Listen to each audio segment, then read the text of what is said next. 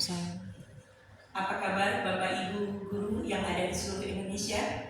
Hari ini kami sudah berada di sekolah, yaitu SMP Negeri 3 Kota Langsa. Nah, pada kesempatan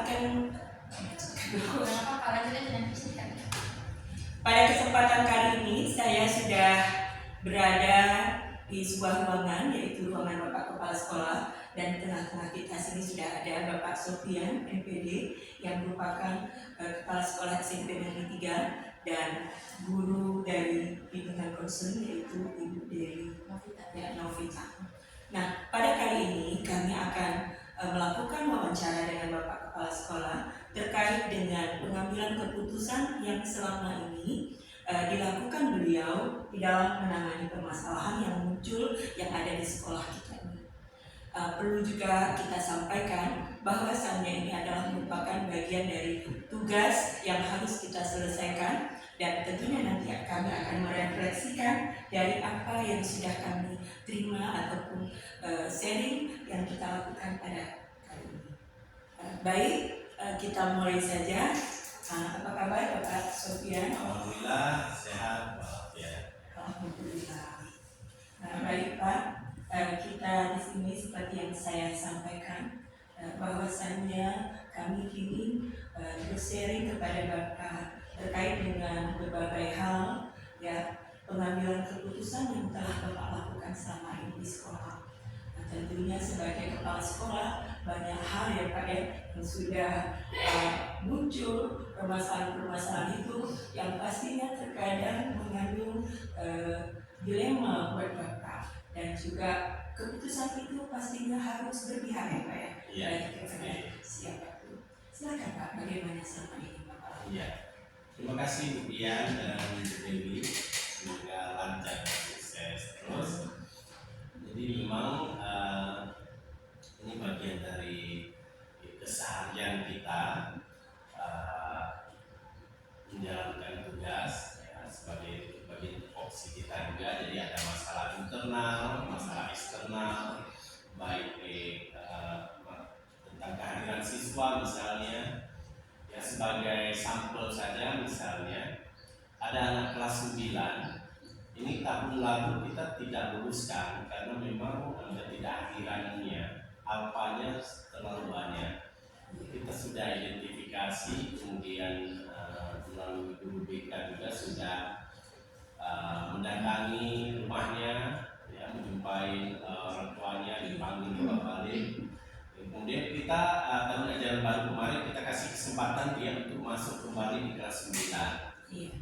Dan yang bersangkutan ini datang lagi, alhamdulillah sudah lebih baik karena dengan perjanjian. Begitupun di semester genap ini sudah mau akhir ya semester genap ini, dia berulah lagi, ya. Misalnya tidak hadir, dia hadir dari rumah tapi tidak sampai sekolah, dia ngumpul di rumah kawannya dengan anak SMK ya. Jadi kita pelajari anak ini memang sepertinya butuh perhatian yang lebih ya, khusus, harus punya perhatian lebih lah ya dari kita, dari guru dan sebagainya. Karena kita berpikir kalau kita keluarkan dia sudah setahun tidak lulus, kemudian masa depannya seperti apa? Kita berpikir bahwa semua anak punya potensi dan punya hak untuk meraih masa depan. Jadi karena itu kita berpihak kepada anak untuk masa depan yang lebih baik. Itulah fungsi kita. Kemudian kita bimbing dia, kita beri kesempatan. Mana tahu nanti dia yang lebih sukses. Itu yang kita beri motivasi kepada orang tuanya sudah bolak-balik nangis ini, udah nggak sanggup lagi. Jadi udah perjanjiannya sudah berulang kali sudah minta ampun. Jadi masih kita beri kesempatan lagi misalnya. Tujuannya itu apa? Tapi ini dengan sangat ketat. Ya. Misalnya kita sepakati orang tuanya setiap pagi harus mengantar dia secara langsung. Kemudian orang tuanya harus menjemput dia pulang dan sampai ke rumah.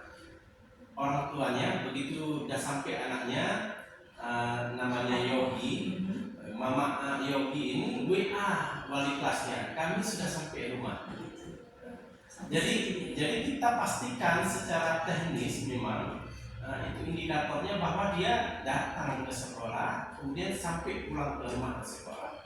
Teknisnya seperti itu, kita buat kesepakatan dengan orang tua.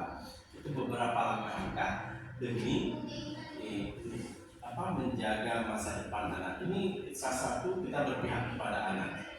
Kalau kita beri punishment secara terus menerus, seharusnya harus kita keluarkan karena sudah di luar batas toleransi. Misalnya tata tertib SOP kita itu sudah tidak memungkinkan lagi. Misalnya ada perilaku salah satu yang melanggar dan itu gara-gara dia bisa melibatkan 10 anak yang lain. Nah itu kan fatal misalnya. Jadi dia jadi trigger perusak bagi yang lain. Tapi kita anggap ini masih memungkinkan.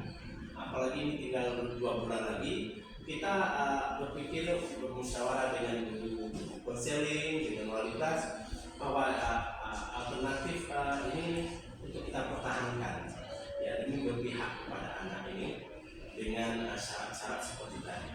Ya, jadi itu kira-kira yang salah satu contoh ya masalah dan langkah solusi yang pernah kita lakukan yang berpihak kepada si anak.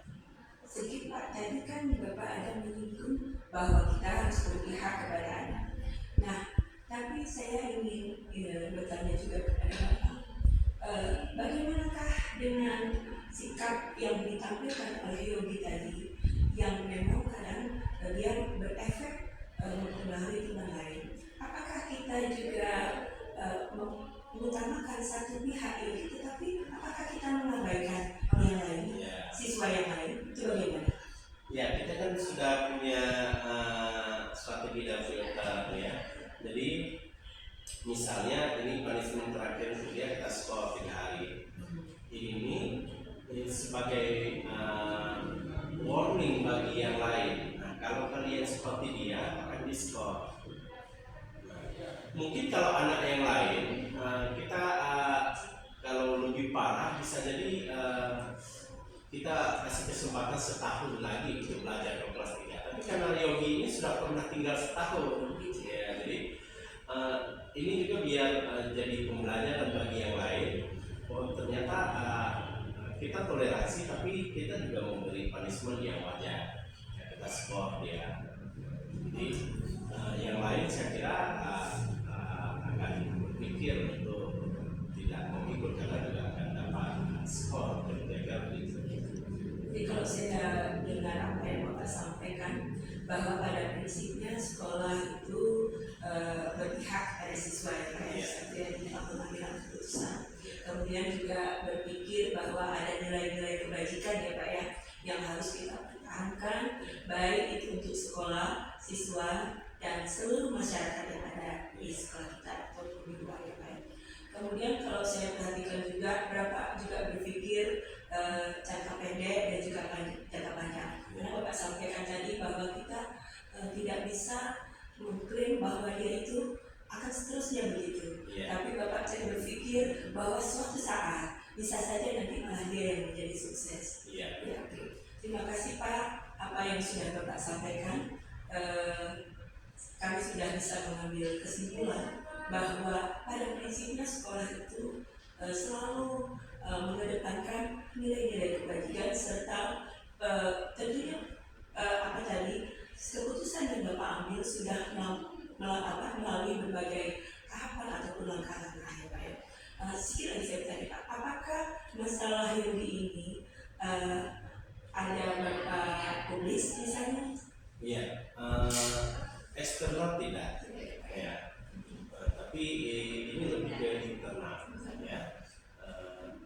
Karena itu kita menjaga juga, ya, nama privasi itu, karena dia anak-anak ini dia butuh pendekatan, ya. Dia tidak kalau disebut namanya itu bisa sangat sensitif.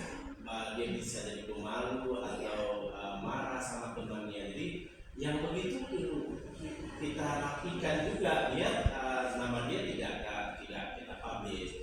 Tapi kemudian secara internal, secara tertutup misalnya di konseling dengan BK atau di rapat guru kita sampaikan, tapi tidak untuk kita publish keluar dari sekolah, karena ini menjadi menjadi hal yang sangat negatif, sensitif bagi anak ya.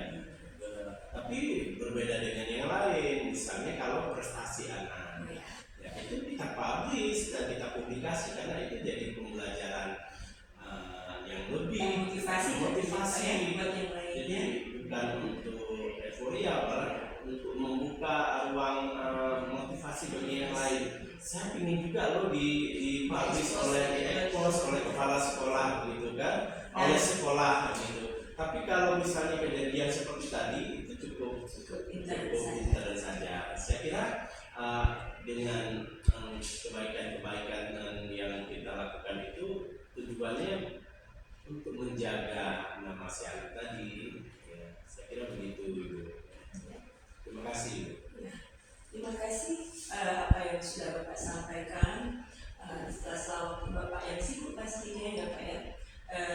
Dan kami JDP atas nama saya pribadi, Ibu Dian Kawati dan Ibu Dwi Novita mengucapkan terima kasih atas waktu yang sudah Bapak berikan kepada kami. Baik, tadi kita sudah melakukan wawancara dengan Bapak Kepala Sekolah yaitu Bapak Sofian MPD, dan mudah-mudahan apa yang sudah kita lakukan ini merupakan pembelajaran buat kita dan seluruh masyarakat kita, terutama adalah guru dan sekolah. Sampai ketemu lagi dengan kami. Assalamualaikum